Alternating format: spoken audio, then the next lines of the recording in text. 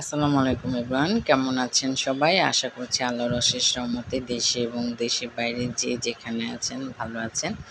আমি আজকে যা রান্না করেছি সেগুলো আপনাদের সাথে শেয়ার করব। তো আমি আজকে রান্না করেছিলাম কাসকি শুটকি দিয়ে বেগুন, আলু আর চিচিঙ্গা দিয়ে। তো এটাই এখন আপনাদের সাথে শেয়ার করছি। তো আমি প্রথমে কড়াইতে তেল দিয়ে সেখানে পেঁয়াজ কুচি, কাঁচামরিচ কুচি দিয়ে তারপর দিয়ে দিচ্ছি আদা রসুন বাটা 1 চামচের একটু বেশি।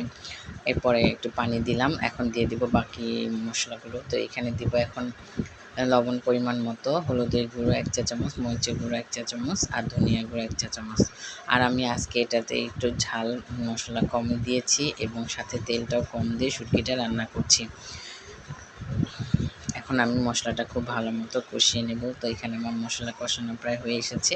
এখন আমি কাসকি শুটকিটা দিয়ে দেবো। শুটকিটা খুব ভালো মতো ধুতে গিয়ে একটু নরমই হয়ে গেছে, মানে গলে গলে গেছে, ভেঙে ভেঙে গেছে।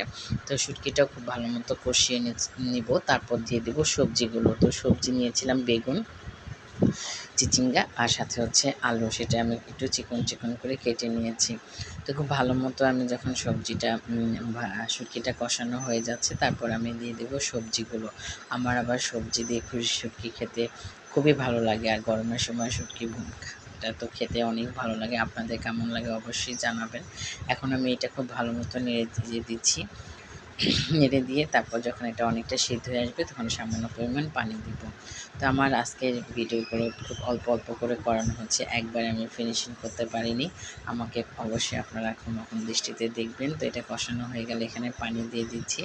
পানি দিয়ে তারপর আমি এটা যখন একদম মাখা মাখা হয়ে যাবে তখন আমি এটা নামিয়ে ফেলবো শুটকিটা।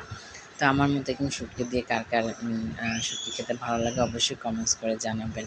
আর এরপরে করেছি এখানে হচ্ছে করলা দিয়ে, আলু দিয়ে ঝাটকা মাছ রান্না করেছিলাম। তো আমি করলা তরকারি খেতে আমার খুব ভালো লাগে। আমি করলা দিয়ে মাছ রান্না করি প্রায় সময়। এটা আমি মশলা কষানোর ভিডিওটা তুলতে পারিনি, এই কারণে মাঝখান থেকে দেখানো হলো। এরপর এখন আমি মাছগুলো দিয়ে দেব। মাছগুলো আমি একটু ভেজে নিয়েছি, যেহেতু ঝাটকা ইলিশে মাছটা অনেকটাই পেটের দিক দিয়ে নরম হয়ে যায়। এখন এই জন্য আমি একটু ভেজে নিয়েই খেতে খুব ভালো হয়। তো এটা আমি খুব ভালো মতো ভেজে নিয়েছি। ভেজে নিয়ে খুব সুন্দর করে নেড়ে চেড়ে দিচ্ছি।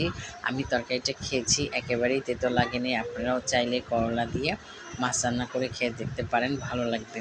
আর তো আজকে করেছিলাম করলা ভাজি, মানে আজকে করলা যাই হোক করলা ভাজি করেছিলাম। সেটাও দেখতে খুব লোভনীয় হয়েছে। তো এই ছিল আমার আজকের রেসিপিগুলো। কার কাছে কেমন লাগলো অবশ্যই জানাবেন। ভালো থাকবেন সবাই। আর করলাতে ভাজিটাতে আমি একটু তেলটা বেশি দিয়েছি, কালারটা কিন্তু সেই হয়েছে। আমার কাছে তো খুবই ভালো লেগেছে খেতে। আপনারা হয়তো